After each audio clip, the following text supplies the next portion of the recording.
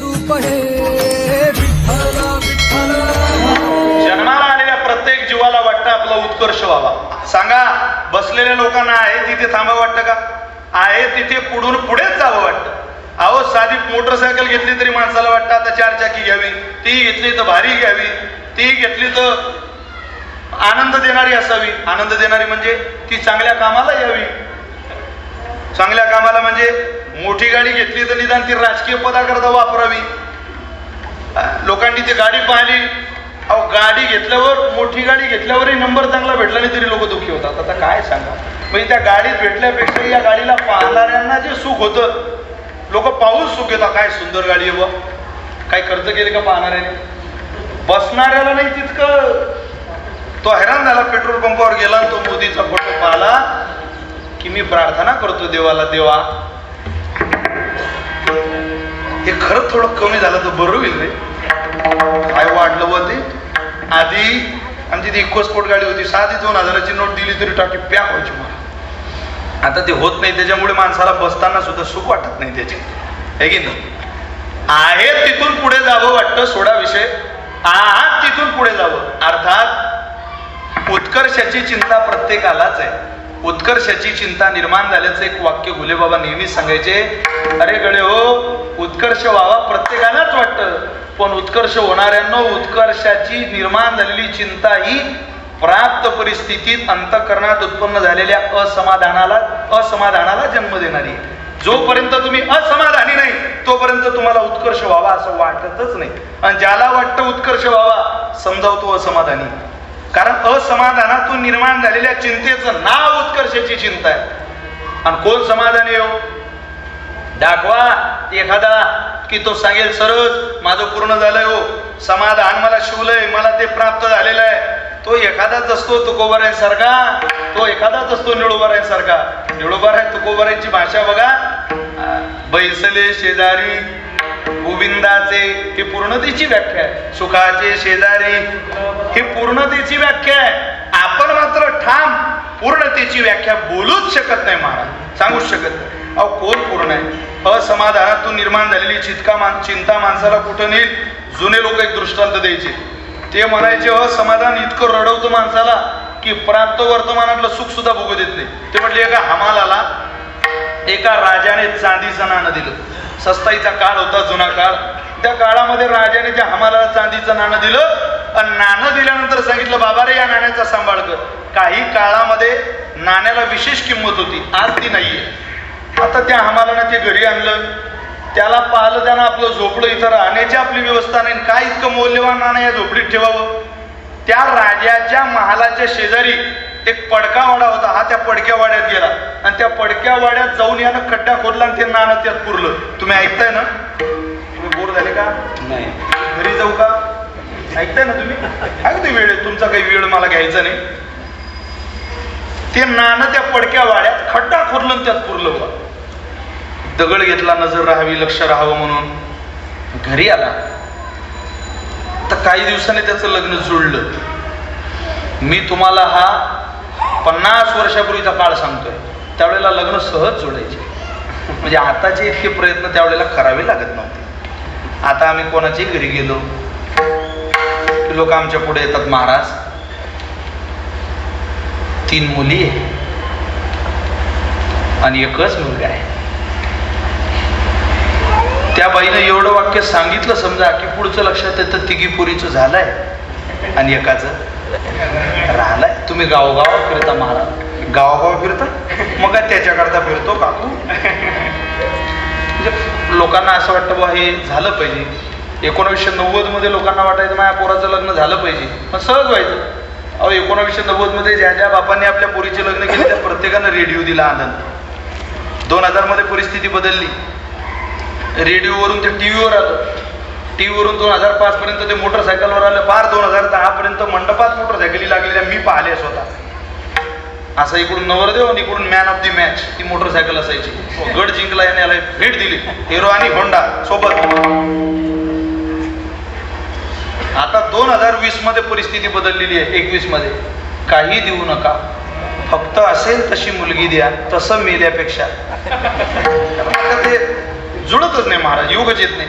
हमालाचं लग्न झालं, त्याची बायको आली. योग असं त्याची बायको सुद्धा माहेरातून येताना एक नाणं घेऊन आली. सालंकृत कन्यादान. अहो बापाकडे पैसा असेल तर नकशिकांत पोरगी सोन्यानं सजून सासरी पाठवावी, नसेल आहे त्या परिस्थितीत पाठवावी. महाराष्ट्राचं वैभव आहे महाराज. अरे बापाकडे काही असो नसो, गरिबीत वाढलेला बाप, फाटकं बनेन घालणारा बाप सुद्धा पोरीच्या लग्नाचं स्वप्न सजूनच जीवन जगत असतो. 4 पोते सोयाबीन असेल विदर्भात, 4 पोते दुष्काळाचं सावट असेल, त्या 4 पोते वर्षभरातल्या सोयाबीनला 3,000 रुपयाचा भाव असेल, 4 त्रिक 12,000 रुपयाच्या वार्षिक बजेटमध्ये सुद्धा कर्ज काढून बाप पोरीचं लग्न थाटात करतो. हे या महाराष्ट्राची संस्कृतीच आहे महाराज. अरे घरातल्या पोरीचं लग्न आनंदाने करावं हे बापाला वाटत का होतं याचं मार्मिक कारण एक दिवस विचार करताना सहज आठवलं. कारण त्या पोरी सुद्धा तितक्या गुणवान होत्या म्हणा. आज एखाद्या बापाला मुलीचं लग्न थाटात करायची इच्छा जर नसेल, किंवा मला मुलगी आहे, माझ्या पोरीनं 20 वर्षानंतर मी तिचं लग्न कसं असेल, आज मी ठरवलेलं नाहीये. जन्माला आली त्यावेळेस पासून चिंता असायची पुरीच्या लग्नाची बापाला. का? अरे गुणीच तितक्या होत्या पुरी, फार गुणी महाराज. त्या पोरींनी घरामध्ये पैसा आणला नसेल, त्या घरात पोरींनी कधी पहिल्या क्रमांकाचं सर्टिफिकेट आणलं नसेल, पण खरं सांगतो त्या पोरीनं कधी बापाची इज्जत धुळीत जाईल अशी बातमी सुद्धा त्या घरात आणली नसेल. म्हणून आनंद त्या बापाचा त्या जन्माला आलेल्या प्रत्येक पोरीनं माहेर सोडताना रडाव मारा. इथं जेवढ्या महिला बसल्या आहेत ना, तुम्हाला जर तुमच्या मुलींना काही सांगायचं असेल, या तरुण मुली कीर्तनाला आहे, छोट्या छोट्या मुली आहेत, यांच्याकडून आज एकच अपेक्षा बापाला राहिलेली आहे की ह्या ज्या वेळेला माहेर सोडतील त्यावेळेला खूप रडाव्या. इतक्या रडाव्या की त्या पोरींचं रडणं सुद्धा बापाला त्यावेळेला जरी रडवत असलं तरी जन्मभराकरता हसवतंय महाराज. जी पोरगी माहेरातून जाताना रडत जाते ती आयुष्यभर सुखी राहते. पण माझं वाक्य पुन्हा ऐका, जी पोरगी माहेरातून जाताना हसते बापाला रडवत जाते, फक्त इज्जत धुळीच मिळून रडत जाते, ती पोरगी आयुष्यात कधी एक सेकंद सुद्धा सुखाचा अनुभवू शकत नाही.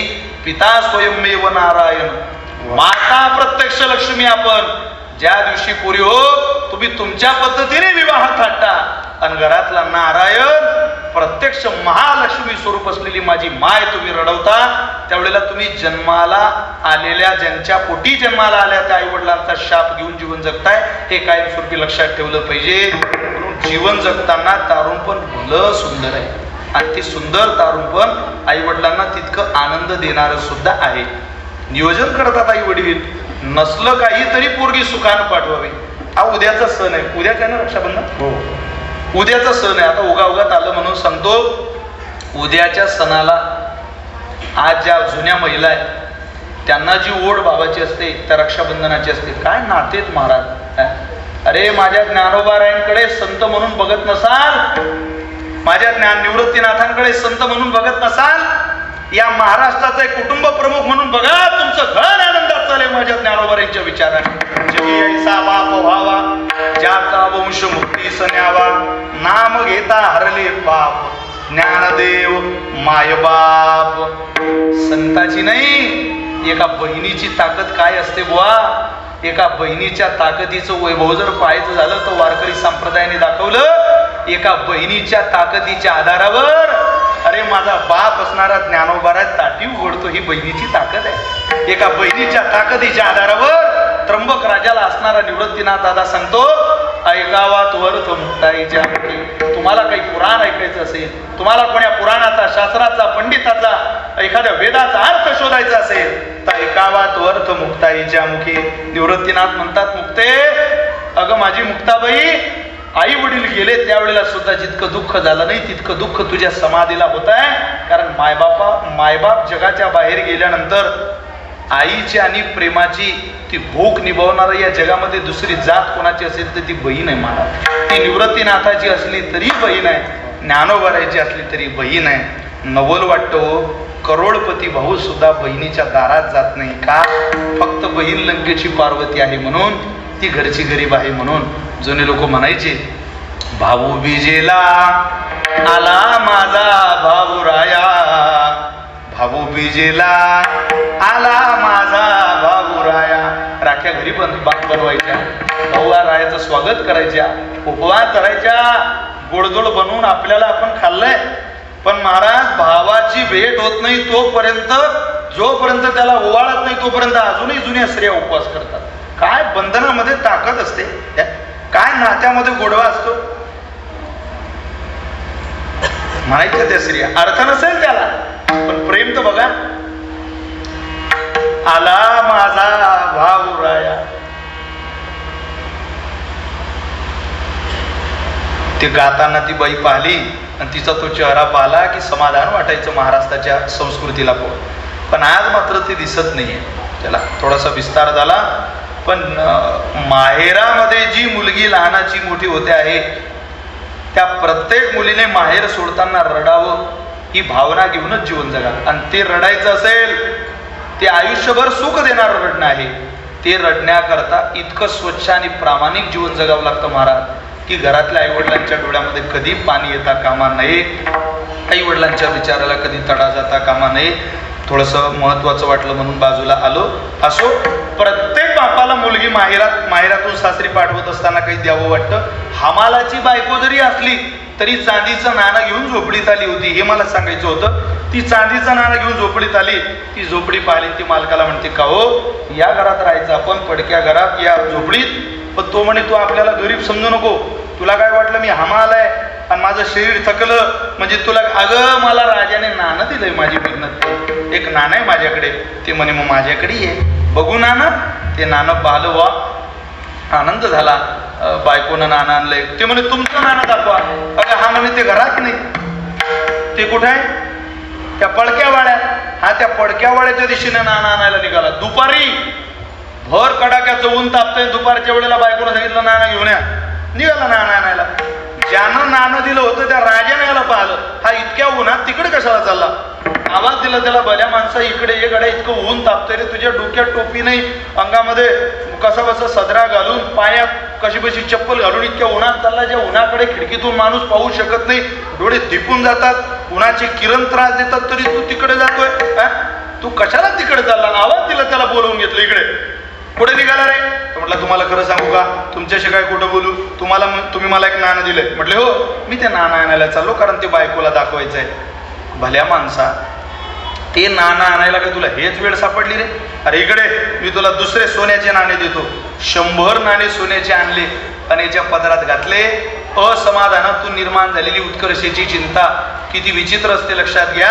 100 सोन्याचे नाणे याच्या पदरात घातले आणि त्याला सांगितलं, जा घेऊन जा तुला. तो म्हटला, वाह काय माझ्या राजा उदार आहे बुवा. नाणे दिले, तेही 100 सोन्याचे नाणे घेऊन दरवाजापर्यंत गेला आणि राजाने विचारलं, का रे काय करशील या नाण्याचं? तो म्हटला, आता हे 2 नाणे मी बाजारात घेऊन जाईल, यातले 2 नाणे सोनाराकडे देईल, सोनाराकडून पैसे घेईल आणि आलेल्या पैशातून एक चप्पल घेईल चांगली, एक चांगलं उपरणं घेईल आणि पायात चप्पल घालून डोक्याला उपरणं बांधून त्या पडक्या वाड्यात चांदीचं नाणं आणायला जाईल. कळतंय ना? राजा म्हटला, लेका तुझ्या डोक्यातून ते चांदीचं नाणं निघावं म्हणून सोन्याचे 100 दिले, तरी तुझ्या डोक्यात, अरे तुला 500 नाणे देतो, 500 नाणे, 500 नाणे, आता काय करशील? तो म्हणे, मी काय येडाय का आता, किंवा चप्पल घेईल, उपरणं घेईल, मी आता माझी 4 व्हीलर गाडी घेऊनच ते नाणं आणायला. राजाने त्याचा हात धरला, सिंहासनावर बसवलं, प्रधानाला सांगितलं, आपला नकाशा आण रे. तो नकाशा पुढे ठेवला राजवाड्याचा. अरे म्हणे, येड्या तुला मी राजा करतो रे, राजा. तू राजा झाला, अर्ध राज्य तुला दान करतो, हा नकाशा आहे, मान तुला कुठली बाजू पाहिजे? तो म्हणे, पडकावाडा येईल तिकडची बाजू द्या बुवा, बाकी काय देऊ. म्हणजे सोन्याचे नाणे देऊन सुद्धा डोक्यातलं चांदीचं नाणं निघत नाही. याला म्हणता उत्कर्षाची धाव. असमाधानातून निर्माण झालेली चिंता आहे एक. दुसरी आहे स्थितीची चिंता. काही नाही मिळालं तरी चालेल, पण निदान मिळालेलं टिकावं ही भावना प्रत्येकाची आहे. त्याला म्हणावं स्थितीची चिंता. ही व्यावहारिक जीवनात दिसते आणि परमार्थिक जीवनातही दिसते. मी आपल्याला प्रमाण देऊन पटवून देतो. पण नंबर 3 ची जी निर्माण झालेली चिंता आहे ती अधोगतीची चिंता आहे. प्रत्येकाला वाटतं निदान काही नाही मिळालं तरी चालेल. अहो आता काही हे टिकलं का नाही टिकलं काय, पण मी निदान जिवंत आहे तोपर्यंत हे आहे त्यातलं वाया जाऊ नये, हे अधोगतीला जाऊ नये, हे व्यवहारातही माणसाला वाटतं आणि परमार्थातही वाटतं. तुकोबारांची काही वचन आहेत. महाराज बोलतात उत्कर्षाची चिंता निर्माण झाली तुकोबारांना आणि महाराजांचं वचन बाहेर आलं. काय बोलले महाराज? कैसी दशा येईन माझे अंगा, कैसी दशा येईन माझे अंगा, कैसी दशा येईन माझे अंगा, कैसी दशा येईन माझे अंगा. चित्त पांडुरंगा धुरतसे, चित्त पांडुरंगा धुरतसे, चित्त पांडुरंगा धुरतसे, काही ऐसी दशा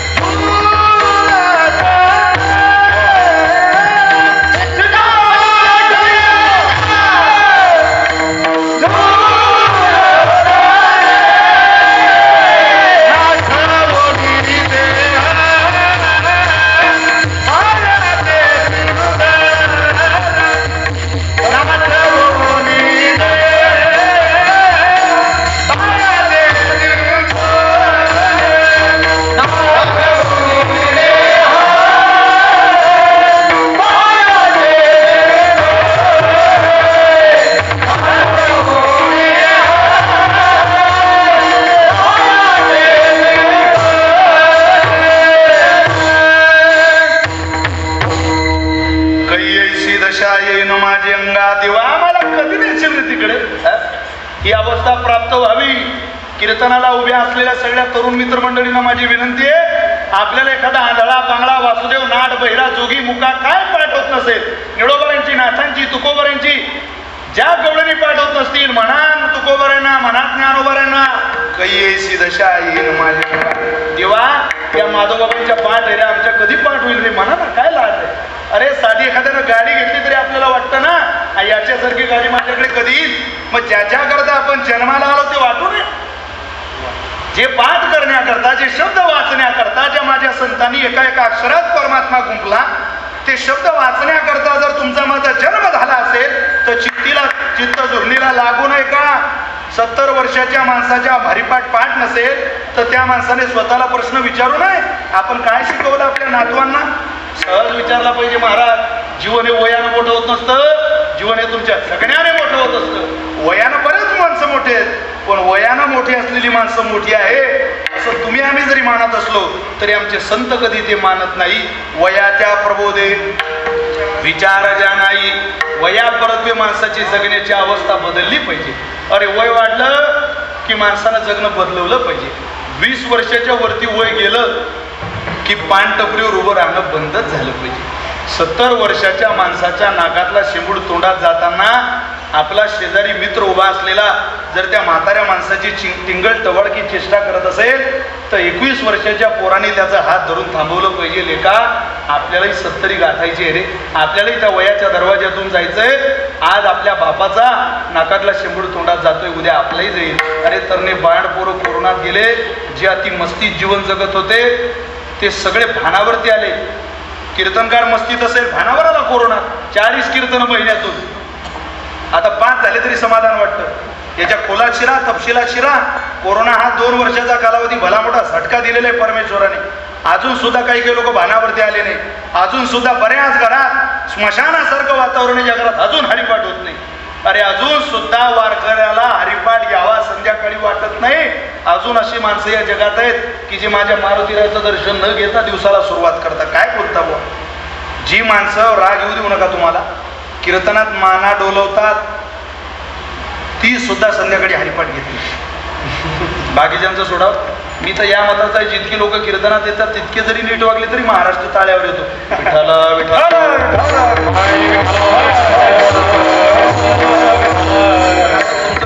कौतुक करणं ते काही आपल्याला जमणार नाही. आम्ही मुक्ताबाई फळावरची माणसं आहे. शिंप्याचा पोर एक खेडिया झाला, त्याने सतत फळ जागविला. वक्ते बाबा म्हणायचे ते तुझ्याकडे ठेव रे, तुझं गाठोड गोंडाळून आम्हाला नको सांगू. आम्ही चातुर्मासामध्ये असताना बाबांनी एका गयाबाई नावाच्या म्हातारीच्या पायावर डोकं ठेवलं महाराज. त्या म्हातारीच्या पायावर डोकं ठेवताना वक्ते बाबांना विचारलं, इथं मोठी मोठी माणसं तुमच्या पायावर मस्तक ठेवता बाबा, ही म्हातारी कोण आहे? त्यावेळेला त्या बाबांनी सांगितलं ही गयाबाई नावाची म्हातारी आहे. काय करते हो बाबा ती? अरे लेको कैक साधूच्या पुढचे रे म्हणे गयाबाई. बाबांच्या भाषेत सांगितलं होतं. म्हटलं असं काय करते बाबा ती? ही पहाटे 4ला उठते आणि मला भाकरी बनवते. मग आमचा एक अमोल नावाचा विद्यार्थी होता, तो म्हणे बाबा नुसती भाकर बनवते म्हणून का तिच्या पाया पडता का गयाबाईच्या? नाही रे म्हणे लेका आम्या, अरे नुसती भाकरी बनवते म्हणून नाही, ही 4 वाजता उठलेली भाकरी बनवणारी गयाबाई गीतेचं पारायण करत भाकरी बनवते रे. माझ्या ताटात आलेली भाकर गीतेचं पारायण करून बनवलेली. अरे ज्या घरातली बाई हरिपाठ करून स्वयंपाक बनवते ना, तिच्या नवऱ्याने देवासमोर एकांतात पाठ थोपटली तरी काही हरकत नाही. का प्रतिकूल आहे? काय सांगणार तुम्ही? त्यामुळे परमार्थाचं नाव दुसरं परिवर्तन आहे. अहो कीर्तन नुसते ऐकू नका, इथून काहीतरी घरी न्या. या घरी नेल्यानंतर आपल्या घरातलं वातावरण बदललंच पाहिजे. काय संतांच्या शब्दामध्ये ताकद असते, पण आपलं चित्त कधी पारमार्थिक दृष्ट्या झुरणीला लागतच नाही. 4 धाम केलेल्या ठोक परिवाराचं करता चित्त झुरणीला लावा. आपण कधी जाऊ तिथं? आपण कधी पाहू माझ्या गंगा माईला? गंगा पूजनाचा कार्यक्रम आहे. या भारतातला पंडित असणारा शहनाई वाजवणारा एक मुसलमान पंडित बिस्मिल्ला खान साहेब, ते सिनेटमध्ये गेले अमेरिकेत शहनाई वाजवायला. सिनेटमध्ये त्यांचा कार्यक्रम झाला. लक्ष देऊन ऐका.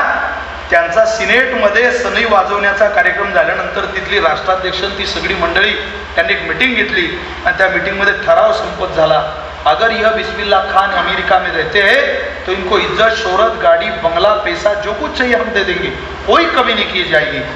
त्यांना बोलावलं, खान साहब जो चाहिए वो देंगे, इज्जत देंगे, शोहरत देंगे, गाड़ी देंगे, बंगला देंगे, पैसा देंगे, बहुत सारी जहाँ रहना चाहोगे वो आपकी रहने की पूरी व्यवस्था अमेरिका सरकार करेगी, पर आप इंडिया छोड़ के अमेरिका में रुक जाओ और एक ही काम बस, हमारे देश का जो जो शासकीय त्योहार रहेगा उसमें आपने शहनाई बजाना. जे शासकीय कार्यक्रम राहतील त्या शासकीय कार्यक्रमामध्ये तास अर्धा तास शहनाई वाजवा. आम्ही तुमच्या जीवनाची जबाबदारी घेतो. तुमचं नाव संसदेमध्ये सुवर्ण अक्षरात कोरलं जाईल. तुमचा इतिहास अमेरिकेतून कधीच पुसल्या जाणार नाही. हम सब कुछ देंगे आपको. पण यार रे सगळं देतो इथं राहा म्हटल्यानंतर त्या बिस्मिल्ला खानाने हे सगळं ऐकून घेऊन त्या मीटिंगमध्ये ज्या वेळेला त्यांचं आगमन झालं हे ऐकलं, त्यांनी सांगितलं तुम्ही इज्जत द्याल, तुम्ही पैसा द्याल, तुम्ही गाडी द्याल, तुम्ही बंगला द्याल, पण का हो या भारतातल्या मुसलमानानं ज्या गंगेच्या काठावर बसून ही शहनाई वाजवली, ज्या गंगेनं ज्या वेळेला कोणी शहनाई ऐकत नव्हतं त्यावेळेला या मुसलमानाची शहनाई त्या माझ्या गंगा मातेनं ऐकली. त्या गंगेचं तीर या अमेरिकेत कुठून आणून द्याल तुम्ही? सगळा आहे अमेरिकेत, गंगा नाही वा. 22 पोखरणी नदी गंगा वाहती, 18 वनस्पती फुले उडती, ज्या घरी कुलश्री या राज्यराणी व संपत्ती. 22 पोखरणी नदी गंगा वाहती. काय वैभव आहे तरी आपलं चित्त झुरणीला लागू नये.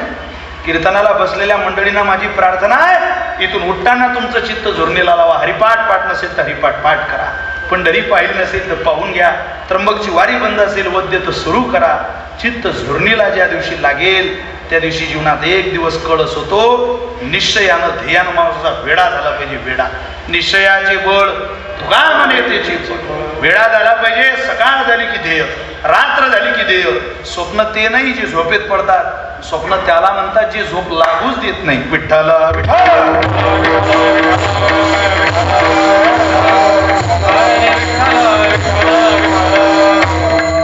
ज्या वेळेला उत्कर्ष निर्माण होतो, मग ती चिंता असं पेटून उठला पाहिजे. मनुष्य पेटून उठलेला पारमार्थिक साधक, त्याला निर्माण झालेली चिंता तो कोबरे म्हणतात मलाही झाली. माझी अंगा काहो महाराज, तुम्हाला स्थितीची चिंता वाटली का? अहो तुकोबऱ्यांना काय सगळ्या संतांना स्थितीची चिंता वाटली. एखादा पुरावा द्या. पंढरीची वारी पिढ्यानं पिढ्या महाराजांच्या घरात होती. पंढरीची वारी आहे माझे घरी आणि कन करी तीर्थव्रत हे महाराजांचं व्रत आहे. किंवा माझ्या वडिलाची विराशिका दिवा, अर्थात पूर्वापार चालत आलेलं. आता नवीन काही चालू नाही झालं तरी चालेल, पण संतांना अपेक्षित होतं स्थितीची चिंता निर्माण झाली की निदान हे आहे ते तरी टिकावं. स्थितीचे अनेक प्रमाण आहेत, त्याचे काही पाठातले प्रमाण आपल्या महाराज बोलतात. पंढरीचा वार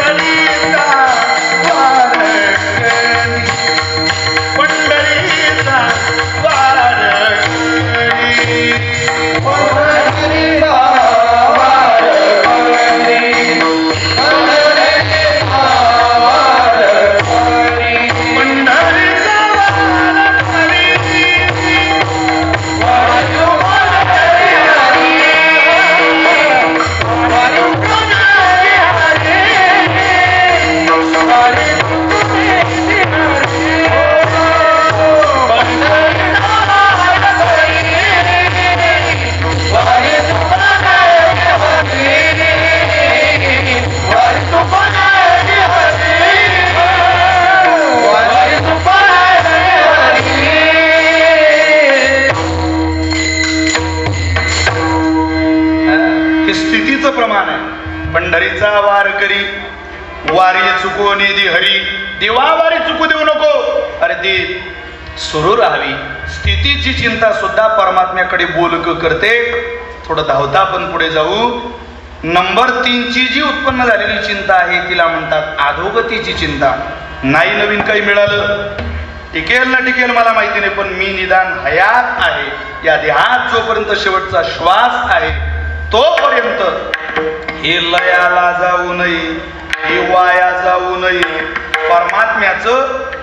परमात्म्याचा आणि माझा वियोग होऊ नये. का होऊ नये? नको नको हा वियोग. कष्ट होतात जीवासी. या जीवाचा आणि परमात्म्याचा वियोग झाला की किती कष्ट होतात. पूर्ण सीतामाईचं चरित्र वाचून घ्या. अवाटली असता बुद्धी विषय सुखची परमावधी, जीव तैसा उपाधी आवडे लोका किंवा आणि फळाची हवा, हृदयी कामा केला रिगावा की तयाचे हसने दिवा. ज्ञानाचा गेला. जीवनामध्ये असलेलं सगळं ज्ञान परमात्म्याला सोडलं की हरवल्या जातं. देवाचा विसर होऊ नये. अर्थात सत्मार्गाचा, सत्विचाराचा, सद्विवेक बुद्धीचाच विसर पडणे. परमात्म्याचा विसर झाला की सगळं आपोआप जातं.